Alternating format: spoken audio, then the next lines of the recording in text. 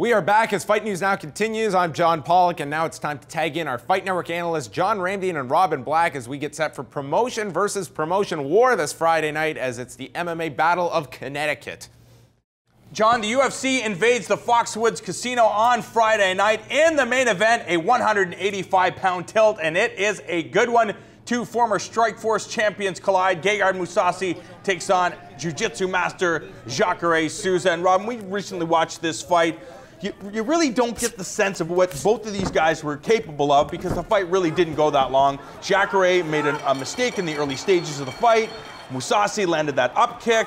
I have a feeling the second fight is going to be a lot longer, and we're going to see more tools from these two very, very skilled men at 185 pounds. Yeah, Jacare versus Mousasi, one did end quickly, but it ended, in my opinion, because Jacare had prepared a number of things, or because Mousasi had prepared a number of things for Jacare, including the fact that we are going to be dealing with the ground at different times. Let's figure out times to hit him in that environment. Jacare is infinitely a better fighter since then. He's one of the most terrifying men at 185. He has only lost 3 times. Rockhold, and in his first fight, and to the man he's facing. So he has a lot to prove. One of the best jiu-jitsu guys in the history of jiu-jitsu.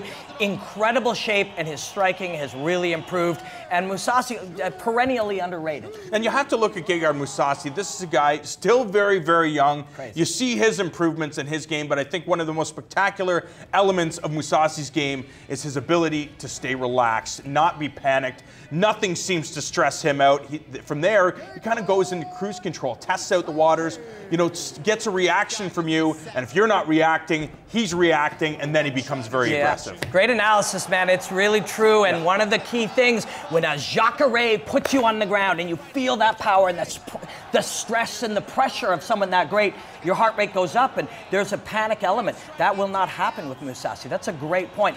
He's such a great fighter on the feet. He uses range so well. He will be able to win the stand-up exchanges, but on the ground, he's got nice sweeps and all, but I don't know, man. The Jacare on the ground, this is a good one, the way they match up. A really good main event, the co-main event, Alistair Overeem, Ben Rothwell, an outstanding tilt at the heavyweight division. We got to talk about what went down at UFC 177. TJ Dillashaw remains the bantamweight champion.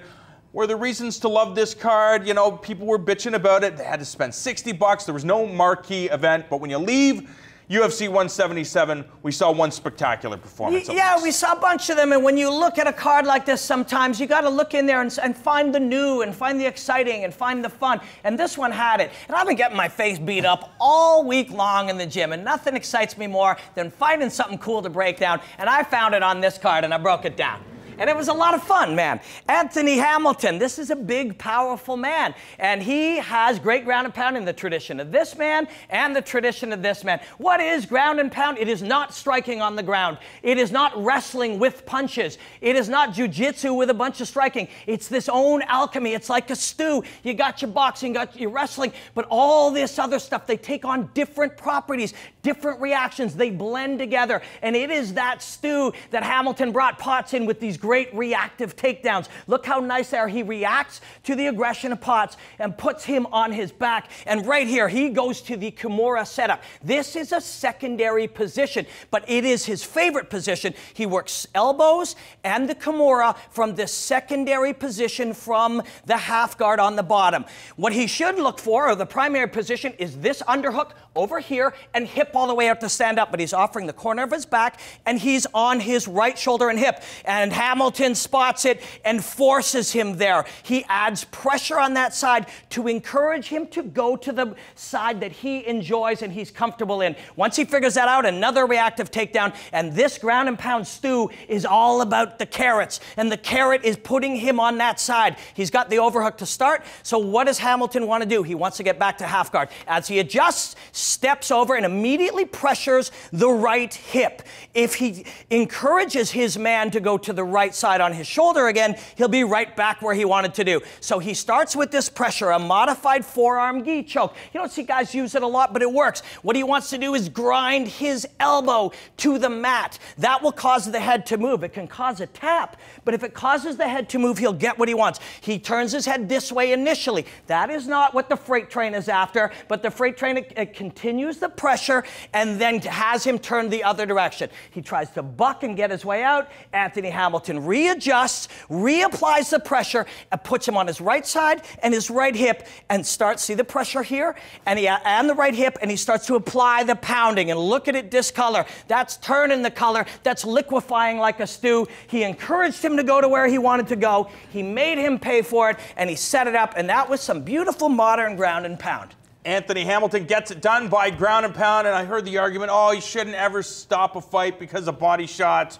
That is an example of, yes, you should. If the fighter is not intelligently defending themselves, referee's got to step in. Sometimes these guys are just too tough for their own good. Absolutely, and I got a hold of Jaron Villal, who is quickly becoming one of the best refs out there, and he said the job of the ref, if you cannot intelligently defend yourself or advance your position, all refs will say, advance your position, protect yourself. That man didn't do it. That fight had to be stopped. Gegard Mousasi, Jacare, could they end up in this position with Jacare on top? And could he find himself in a position where he can rain down these punches to the midsection? No question about it. Jacare will have that advantage on the ground, and if he puts it into a spot where he can use that incredible athleticism and power, he can definitely do it. But watch out for Mousasi on the feet. Great fight, man. Mr. Pollock, this is going to be a very exciting battle at 185 pounds.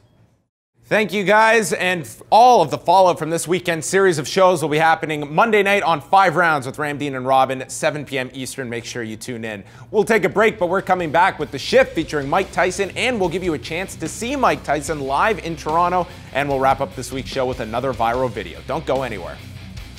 Hola, my name is Facundo Rodriguez, and I'm here to show you what happens when you drink a gallon of milk right now. Ready? What do you It's fine. Trust me. Yeah. This isn't even Stop it. Shut up. Here we go. Ready?